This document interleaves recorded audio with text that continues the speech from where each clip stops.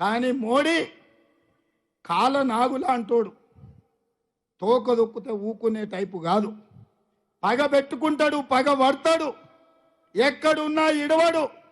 అందుకే ఈ ఎన్నికల్లో ఎట్లయినా 400 సీట్లు గెలవాలి, రాజ్యాంగాన్ని సమూలంగా మారవాలి, ఈ దేశంలో ఉండే రైతులను అదాని అంబానీలకు బానిసలుగా మార్చాలి, ఈ దేశంలో ఉండే దళితులు గిరిజనుల బలైన వర్గాల రిజర్వేషన్లు రద్దు చేయాలని కంకణం కట్టుకొని బయలుదేరిండు. మిత్రులారా, ఇవాళ మీరు ఆలోచన చేయండి.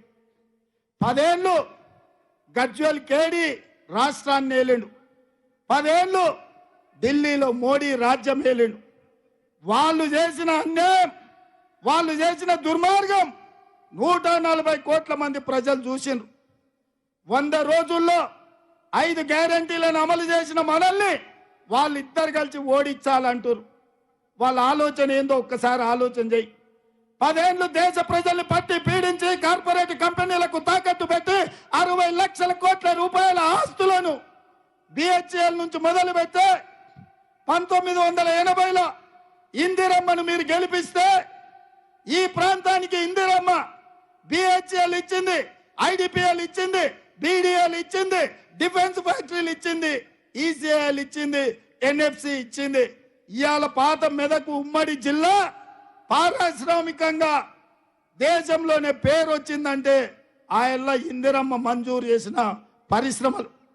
లక్షలాది మంది ఈ రాష్ట్రమే కాదు వివిధ రాష్ట్రాల నుంచి వలస వచ్చినా ఇక్కడ ఉద్యోగ ఉపాధి అవకాశాలు కల్పిస్తున్నారు, హక్కున పెట్టి చూసుకుంటున్నారంటే మీ మెదక్ జిల్లా గొప్పతనం, ఈ ప్రజల యొక్క మంచితనం.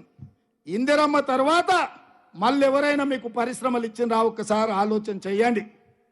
అందుకే మిత్రులారా, ఇవాళ మీరు 10 ఏళ్ళు మోసం చేసిన ఓటేస్తారా? 100 రోజుల్లో మంచి పనులు చేసిన వాళ్ళకు మీరు అండగా నిలబడతారా? ఆలోచన చేయండి. ఇవాళ బీజేపీడు చెప్పనికేమీ లేదు. ఇక మీ దగ్గరకు వచ్చిన ఆయన బిజినెస్ పార్టీలని ఇంతకుముందే మిత్రుడు చెప్పిండు.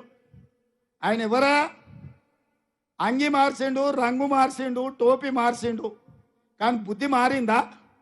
బీఆర్ఎస్ నుంచి బీజేపీలోకి వచ్చిండు. నేను అడుగుతున్నా మా మెదక్ నారాయణ ఖేడ్, మా కామారెడ్డి, ఎల్లారెడ్డి, బాన్సువాడ, జుక్కల్ మిత్రులను, ఆందోళన సోదరులను నేను అడుగుతున్నా, అంగి మార్చినా రంగు మార్చినా ఆయన ముఖానికి మసి ఊసుకొని మీ దగ్గరకు వచ్చిన బిజినెస్ పార్టీలను మీరు గుర్తుపట్టారా? 10 ఏళ్ళు మీ ఎంపీగా ఉండి పార్లమెంట్లో ఒక్క రోజైనా మీ సమస్యల గురించి మాట్లాడిండా? సురేష్ షెట్కార్ గారు తీసుకొచ్చిన నేషనల్ హైవే ఇవాళ నేను తెచ్చినా అని చెప్పుకునే దివాలా పరిస్థితికి వచ్చింది.